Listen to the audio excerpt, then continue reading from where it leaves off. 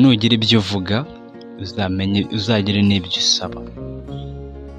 Niba usabye Imana ko igusha imvura, uzitegura guhangana n'icyondo. Nusaba ko Imana ivisha izuba, uzitegure guhangana n'ivumbi. Ntuzigere winganyira cyangwa ubabare mu bibazo uri gucamo uyu munsi. Wumve ko ubuzima bwawe bwahagaze, ko nta ntego nta na hamwe ufite kuzagera. Byibuka neza icyizere Imana yaguhaye. Niho hambere hazagaragarira icyo Imana yakuremanye. Niba imbaraga z'umubiri zikunaniye, gerageza ukoresha ibitekerezo bya Imana yaguhaye. Nibwo nicyo kintu uzasanga ubwawe wari ukeneye mbere na hose, kuko nta wundi muntu uzifashisha ku ruhande ngo aza kugwanirire nudashyiraho akawe.